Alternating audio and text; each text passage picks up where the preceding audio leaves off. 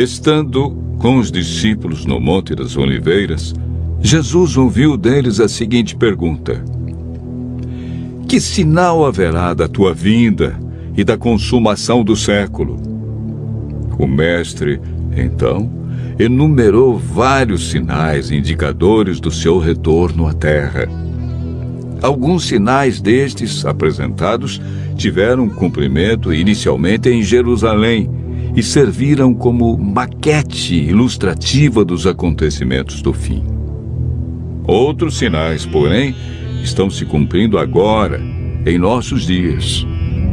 Todos os dias lemos e ouvimos nos jornais, rádio e televisão inúmeros acontecimentos.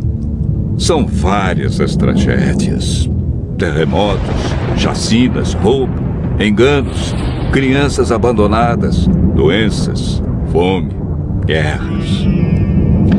O que diz a Bíblia sobre esses acontecimentos?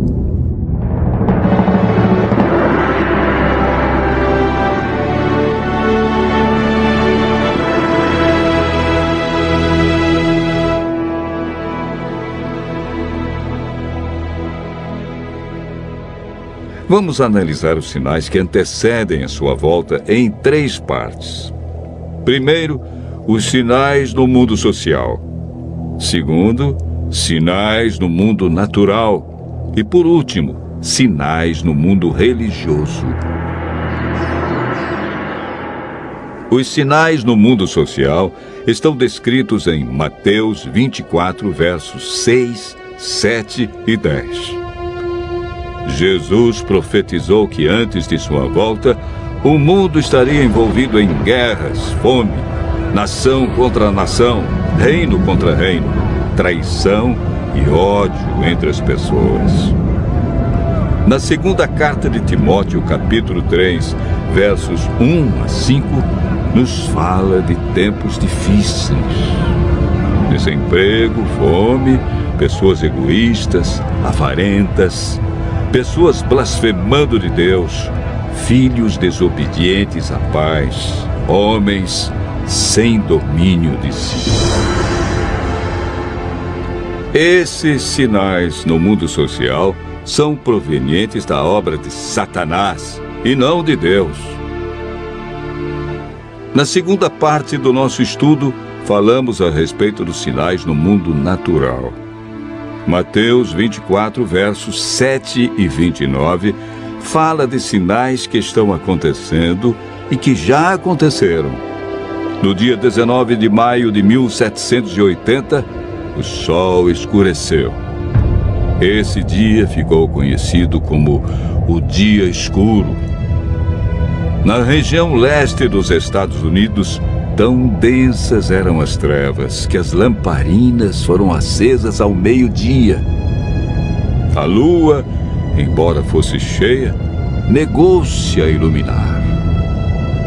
A ciência não conseguiu explicar esse fato sobrenatural, mas a Bíblia o apresenta como um dos sinais que antecede a vinda de Cristo. Em 13 de novembro de 1833, ocorreu uma deslumbrante queda de estrela jamais vista.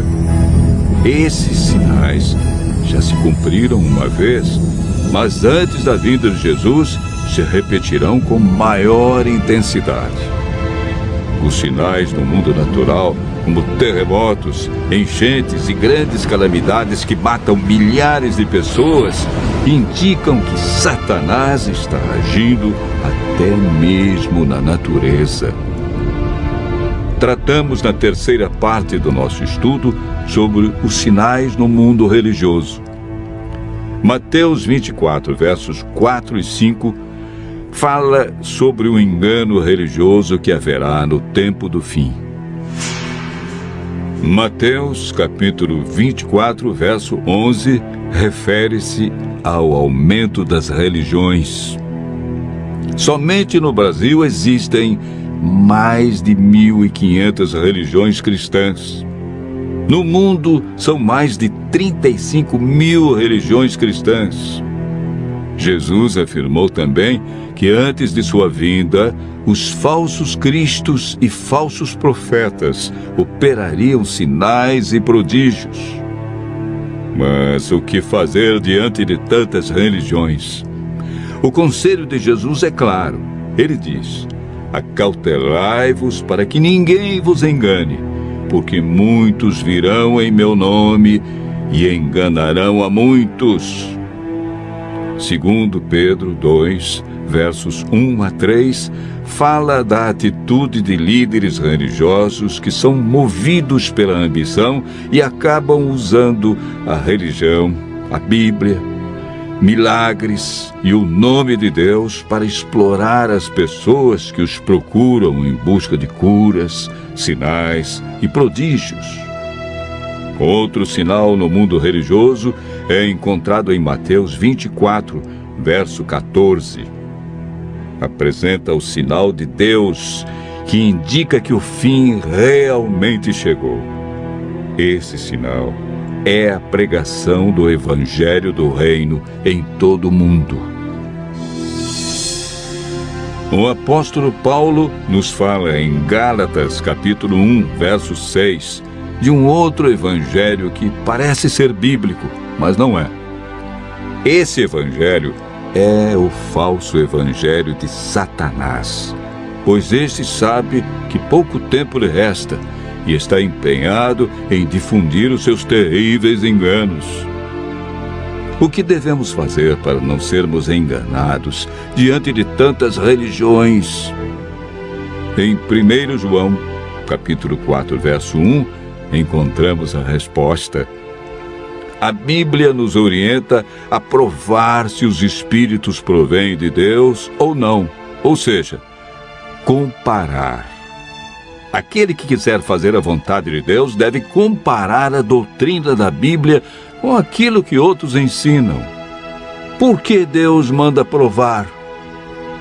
De acordo com Mateus 7, verso 15, o engano vem parecendo verdade. Paulo afirma que não é de admirar, porque o próprio Satanás se transforma em anjo de luz. Não é muito, pois que os seus próprios ministros se transformem em ministros de justiça, e o fim deles será conforme as suas obras. Segundo Coríntios, capítulo 11, versos 14 a 15. Satanás tem poder para encantar as pessoas. Se mostra de maneira diferente e apresenta a verdade de forma distorcida. Seus meios de enganar, segundo Mateus, são sinais, curas e prodígios. De acordo com a Bíblia, estamos vivendo nos últimos dias e Satanás sabe que lhe resta pouco tempo. Por isso sua ira se volta intensamente contra aqueles que seguem os mandamentos de Deus. O diabo quer nos levar a cometer iniquidade e nos desviar do evangelho verdadeiro, pois também tem o seu evangelho para enganar, torcer e mudar as verdades divinas. Este grande conflito que começou no céu e passou pelo Éden, agora chegou até você. Quem vencerá em seu coração? Os enganos de Satanás ou a verdade de Jesus Cristo? Vimos que os sinais preditos por Cristo estão todos se cumprindo, indicando que em breve todo o mal do universo terá seu fim. O que está faltando para Jesus voltar? Primeiro motivo: o evangelho verdadeiro precisa ser levado a todo mundo. Segundo, Jesus está a cada dia dando mais oportunidades. Ele é paciente e espera uma decisão de cada um de nós ao lado da verdade. Lucas 21, verso 28, declara que, ao começarem estas coisas a suceder, exultai, e erguei a vossa cabeça, porque a vossa redenção se aproxima. Continue ouvindo a voz de Deus. Em breve, vamos contemplar Jesus vindo sobre as nuvens do céu com poder e grande glória.